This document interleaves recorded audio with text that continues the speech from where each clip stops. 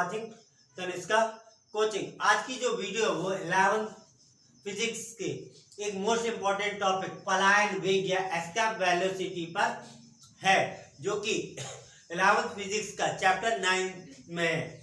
ठीक है ना, ये चैप्टर मोस्ट इंपॉर्टेंट चैप्टर है। इससे बहुत सारे क्वेश्चन एग्जाम में पूछे जाते हैं, जैसे जीओजी में संबंध, जीओजी में अंतर, न्यूटन का सार्वत्रिक गुरुत्वाकर्षण नियम, केपलर के ग्रह की गति संबंधी नियम, ऊंचाई में जाने में जी के मान में परिवर्तन, गहराई में जाने में जी के मान में परिवर्तन, गुरुत्वीय विभव। ठीक है ना, तो ये सारे टॉपिक्स के वीडियो आपको चैनल में मिल जाएंगे। इसके अलग से एक प्लेलिस्ट है 11th फिजिक्स की, उसमें आपको ये सारे वीडियो आपको देखने को मिल जाएंगे। आज का जो टॉपिक है वह है हमारा पलायन वेग 11th फिजिक्स का।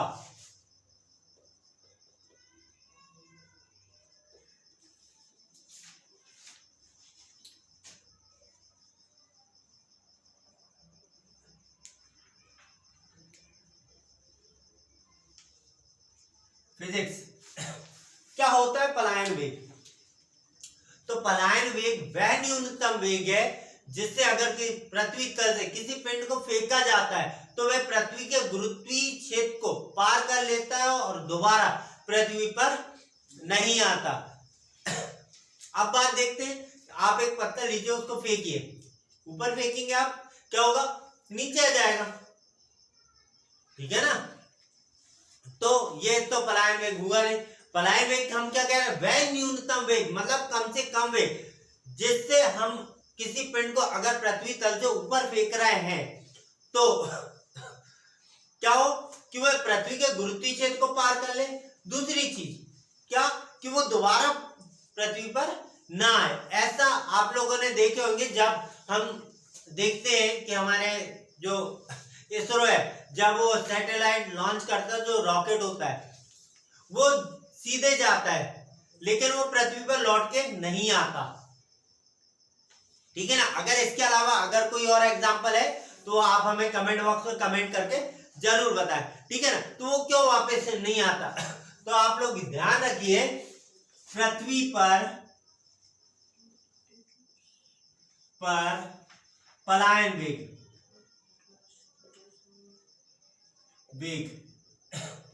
11.2 किलोमीटर पर सेकेंड है।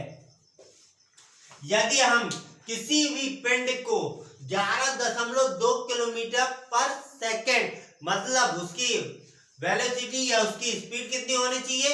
11.2 किलोमीटर एक सेकेंड में।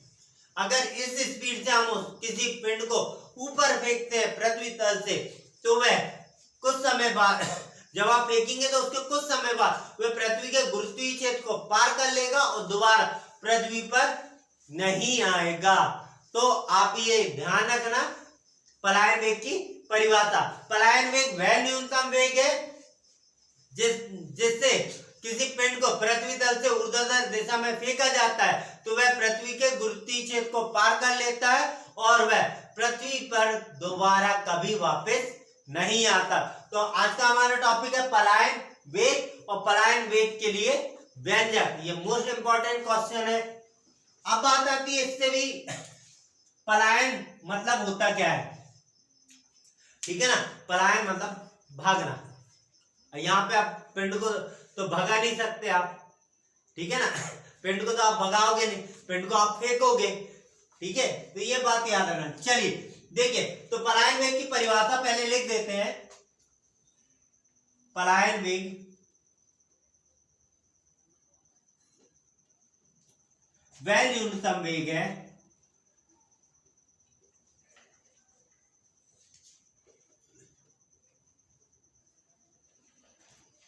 जिसमें पृथ्वी तल से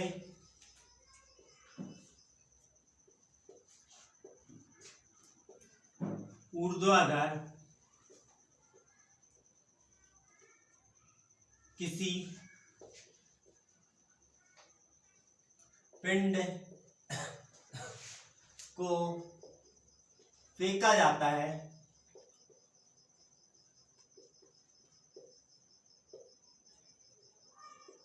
तो वह पृथ्वी के गुरुत्वीय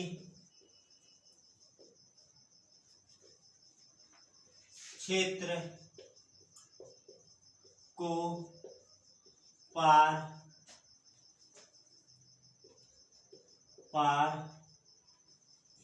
कर लेता है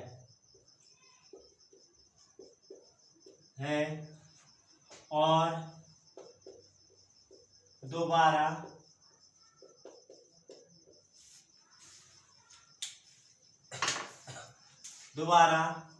पृथ्वी तल पर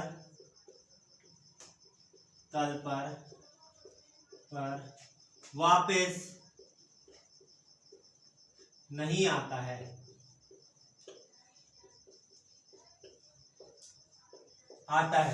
ठीक है ना। हमने क्या लिखा परिभाषा पलायन वेग की?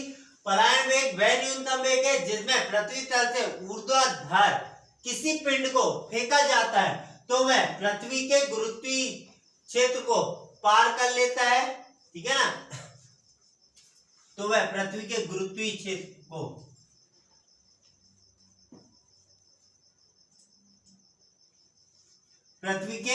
क्षेत्र को पार कर लेता है और वह दोबारा पृथ्वी तल पर वापस नहीं आता है। आप इसके आगे एक लाइन और लिख सकते हो, पृथ्वी तल पर आवश्यक पलायन वेग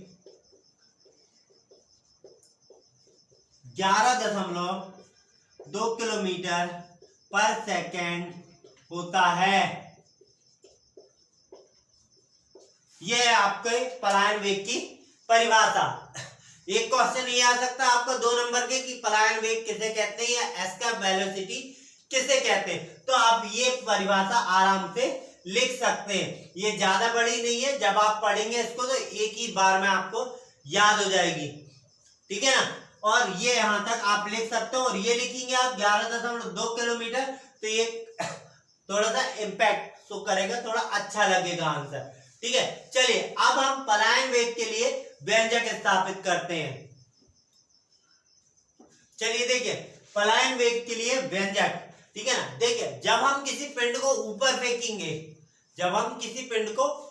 फेंकते हैं तो हमें पृथ्वी के गुरुत्वाकर्षण बल के विरुद्ध कुछ कार्य करना पड़ेगा और वो कार्य पिंड को जब हम फेंकेंगे तो उस पर बल आरोपित करेंगे तो वो उसकी क्या कहलाएगा, गतिज ऊर्जा के रूप में हम देंगे। ठीक है ना।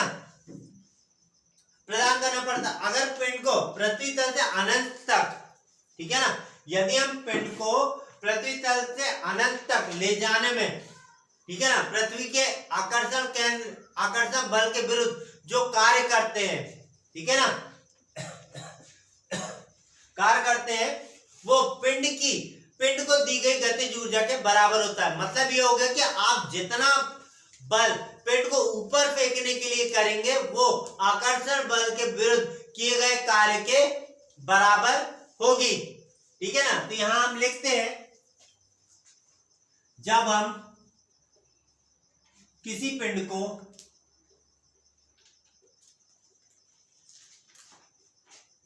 पृथ्वी तल से ऊपर फेंकते हैं तो हमें पृथ्वी के आकर्षण बल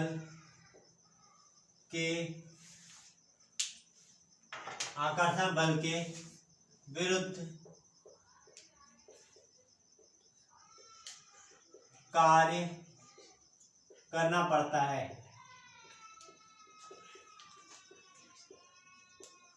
और यही कार्य पिंड को दी गई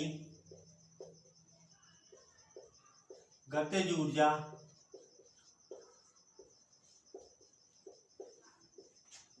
के रूप में होता है।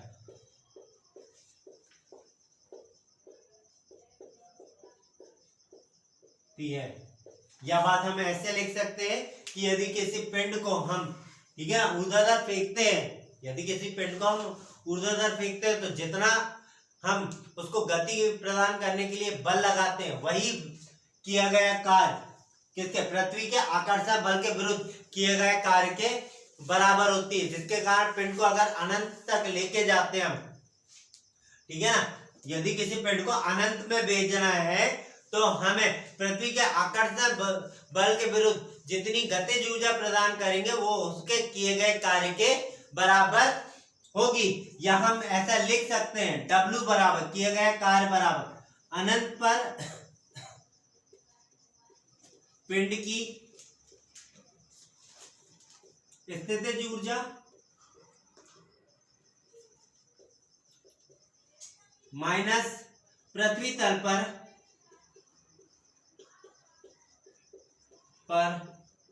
पिंड की स्थितिज ऊर्जा।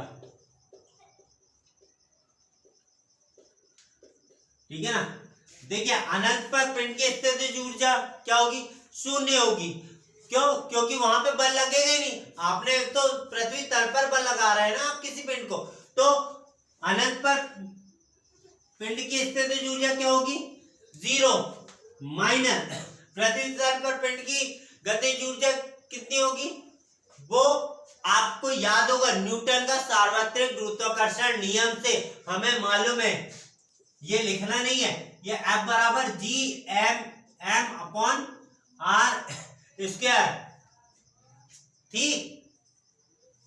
ठीक है ना, यही हमें पिंड को दी गई स्थितिज ऊर्जा के बराबर होगी। यही हम क्या कर रहे हैं, पिंड को अनंत में भेज रहे हैं और यही हमारा क्या है, किया गया कार्य है। तो क्या हो जाएगा, G m अपॉन R, या हम कह सकते हैं W बराबर क्या हो जाएगा हमारा, W बराबर माइनस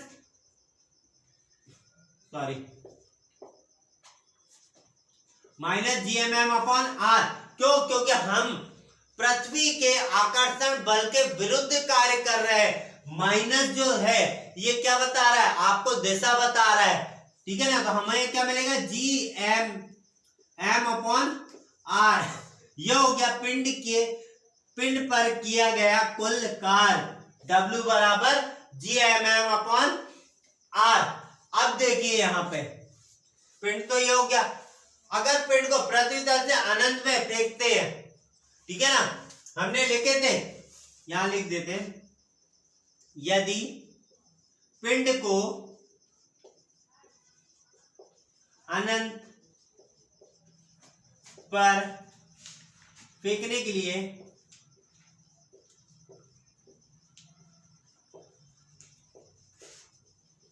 न्यूनतम वेग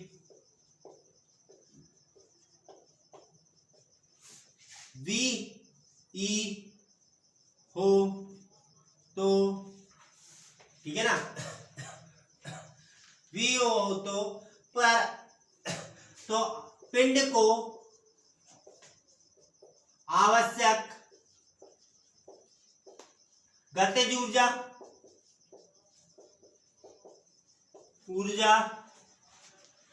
ठीक है, क्या हो जाएगी, गतिज ऊर्जा बराबर क्या हो जाएगा, 1/2 mve का स्क्वायर, 1/2 mve का स्क्वायर। चलिए देखिए, पिंड की गतिज ऊर्जा क्या लिख ली, 1/2 mv स्क्वायर। तो पलायन वेग के लिए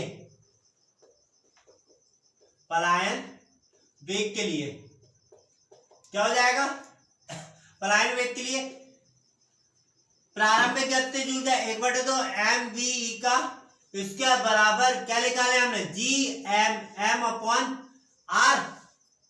क्लियर है, तो m से m क्या हो जाएगा, कट जाएगा, m से m कट जाएगा, क्या बचेगा, 2 का इधर मल्टीप्लाई हो जाएगा, तो क्या बचेगा, ve का स्क्वायर बराबर 2GM अपॉन R। क्लियर है, और जब हमें मालूम है, जब हम इसका स्क्वायर हटाएंगे तो क्या रखे, अंडर रूट रख देंगे तो वी ई बराबर क्या हो जाएगा, under root 2gm upon are, ठीक है ना, under root 2gm upon are. लेकिन हमें मालूम है, चलिए v का मान मिल गया अंडर रूट 2gm आर, लेकिन पृथ्वी तल पर गुरुत्वीय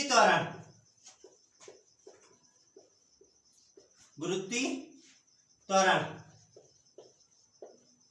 ठीक है ना, g बराबर gm अपॉन आर स्क्वायर, ठीक है ना, gm अपॉन आर स्क्वायर। या हम इसको ऐसे नहीं लिख सकते, आर स्क्वायर का इस साइड ट्रांसपोज कर दें हम, तो हमारे पास क्या बचेगा, आर स्क्वायर का जब g के साइड ट्रांसपोज हो जाएगा तो क्या बचेगा, जी आर स्क्वायर बराबर जी एम, मतलब G M equal to G R square. Equation number 1, equation 1 में जीएम की वैल्यू रख दीजिए आप, क्या होगा, जीएम की वैल्यू क्या निकाले हमने, जी आर स्क्वायर, कहां से निकाले, पृथ्वी तल पर गुरुत्वीय त्वरण जीओजी में संबंध से निकाले हमने, G equal to G M upon R square होता है, एम से एम कट गया आएगा, इसलिए क्या बचेगा, जीएम अपॉन आर स्क्वायर। तो G equal to G M upon R square हो गया, आर स्क्वायर का ट्रांसपोज इस साइड कर दीजिए, क्या बचेगा, G R square equal to G M, ठीक है ना, जीएम की वैल्यू यहां रख दीजिए, तो क्या बचेगा, V E equal to under root 2 GR square upon R, R से आर कैंसिल, क्या बचेगा, वी ई बराबर अंडर रूट 2GR। उपरोक्त समीकरण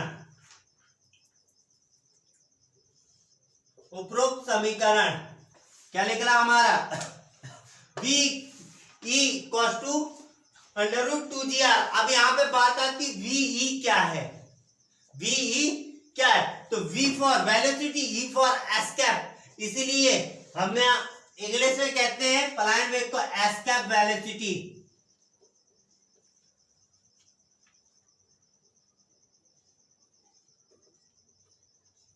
ठीक है ना।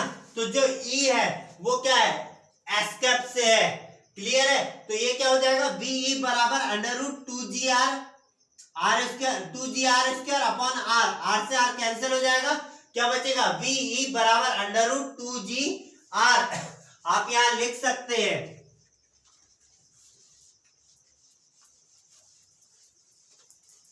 आप यहां लिख सकते हैं, उपरोक्त समीकरण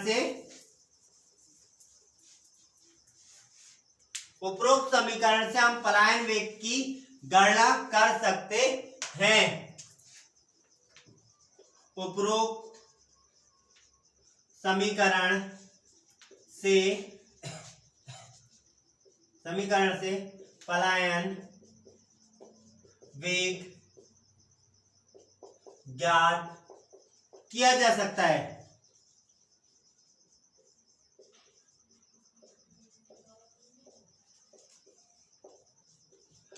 आप यहां से क्वेश्चन ये भी पूछ सकता है कि किसी पिंड का या पृथ्वी तल पर पलायन वेग किन किन कारकों पर निर्भर करता है, तो यहां पे आपको लास्ट में दिख रहा है अंडर रूट 2GR, तो हम इसको ऐसे कह सकते हैं कि किसी भी पिंड का पृथ्वी तल से अगर किसी पिंड को प्रक्षेपित किया जाता है या उसका पलायन वेग दो कारकों पर निर्भर करता है, एक पृथ्वी की त्रिज्या पर, दूसरा पृथ्वी तल पर गुरुत्वीय त्वरण पर, इन दो कारकों पर किसी भी पिंड का पृथ्वी तल से पलायन वेग निर्भर करता है। अगर आपको वीडियो अच्छी लगी हो तो वीडियो को लाइक करें, चैनल को सब्सक्राइब करें और वीडियो को ज्यादा से ज्यादा शेयर करें। Thank you.